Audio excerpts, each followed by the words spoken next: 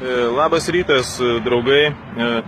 Noriu visus informuoti, kad šiandien, kaip ir minėjau, einu į Jonavos polikliniką, būtent pasiskiepyti nuo erkinio encefalito. Mano akcijos tikslas yra toks, kad kaip įrodyti, kad medicinos darbuotojai aplamai nieko neinformuoja žmonės apie šalutinių skiepų poveikius, o šiaip parodysiu aš jums vėliau, kaip tai yra būtent, kad erkinio encefalito skiepas turi labai begalę daug šalutinių poveikių.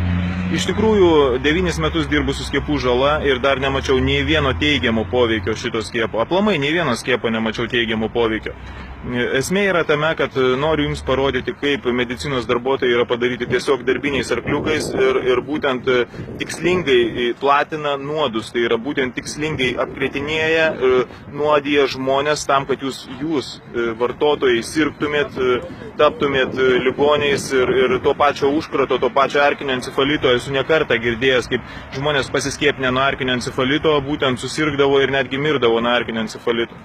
Taip kad pradėsim gal nuo pradžių, lauksiu dabar prie kabineto, prie ėmimo, nufilmuosiu vėliau, kaip gydytoja reaguoja į visą tai, nes Jonavos poliklinikoje mane čia labai gerai žino, pasižiūrėsim jų reakciją ir tiesiog pažiūrėsim, ar jie mane informuos apie tai ar ne. Labą dieną. Žiūrėkit, aš trumpai noriu jūsų paklausti, noriu pasiskiepyti nuo erkinio encefalito. Bet jūs žinote, jums registratūra išaiškino, kad jūs nedraustas. Taip, aš turėsiu... Tai viską susimokėti, žinokit, nemažai, bet čia sutie viską jums pasakys, kiek. O šeimos gydytojo konsultacija 25 eurų. O ką šeimos gydytojas man konsultuoja? Nu, vis tiek aš turiu patikrinti jūs, pasižiūrėti spaudimą, paklausyti ir galiu paskirti pagrindinius tyrimus, ten kraują, šlapimą. Tai ar galite pasakyti, ar tai yra būtina? Ar tai yra būtina? Tai jeigu jūs sutinkate, dabar reikia vis tiek suderinti su žmogum. Norit jūs pasitikrinti ar ne, nes jūsų labai senai neatlikti tyrimą, jeigu jūs tikrai norite. Nu, aš nesergu, tiesiog... Nu, aš manau, kad jūs nesergat, tai taip. Šitą klausykit, dar toksai vienas paprastas dalykas. Jūs vienu žodžiu šitą visą formalumą visą atliekat, tai reiškia, su kiekvienu žmogum. Tyrimą irgi atliekat prieš kiekvieną, ta prasme, skiepą, jeigu jisai sutiktas skiepą. Nebūtina, jeigu atlikti ir... Jeigu atlikti kraujo, pavyzdžiui, jeigu leukocitus viską, ar bus atsparus ten tiem visiem ingredientam, konservantam, adiuvantam. O jūs, pavyzdžiui, apie pašalinius poveikius informuojate, ne, aš manau? Pašalinių tokių kaip net nuo erkinio encefalito skiepų net nerašoma medicinos vadovėliuose. Nu, žiūrėkit, vadovėlių toli. Nu, alergija, tai čia kaip ir nuo kiekvieno vaisto gali būti. Koks sąrašas yra šalutinių Tai, skiepų šalutinių? kaip ir prie vaistų, kai rašo, tai čia matot, turi tie gamintojai surašyti viską. Nu, tai taip. Bet kad pasitaikytų, tai jau čia negirdėjau. Taip, bet jūs, ta prasme, skatinat skiepyti, jūs nesakot, va žmonėms, kokiem bus šalutinis poveikis. Nesuprantate, kas geriau. Ar yra reiškia skiepas, ar susirgti erkinio encefalitu.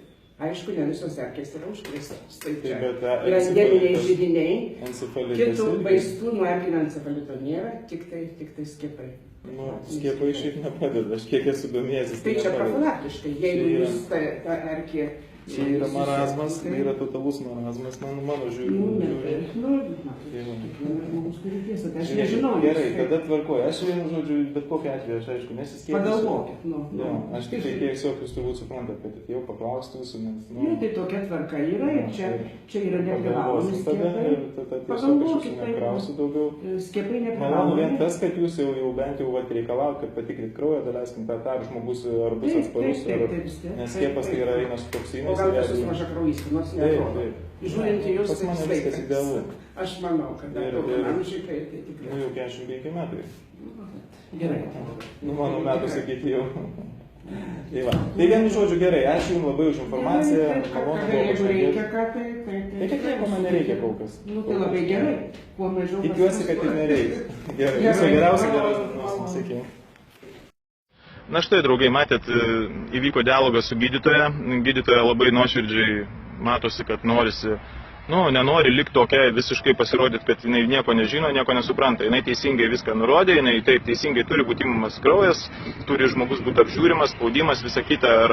Ir patys girdėjot, ar žmogaus imunitetas bus sugebės kovoti būtent su tais toksinais, kurie ateis kartu su vakcina, tai yra būtent konservantais, adjuvantais. Kitas dalykas, tos frazės, kad skiepas apsaugos jūs nuo erkinio encefalito, tai yra totali butaforija, tai yra visiška nesąmonė, patikėkit manim. Geriausia apsauga yra tiek nuo to pačio skiepo, nuo to visko. Aišku, pasitikrykit kiekvieną kartą grįžę iš miško, iš kažkokių tai žolėtų, ten plantacijų ar dar ko nors ir, tiesiog prisižiūrėkit. O kitas dalykas, gerkit daug vandens, nes būtent vakcina ką padaro, tai pažydžia kepenis.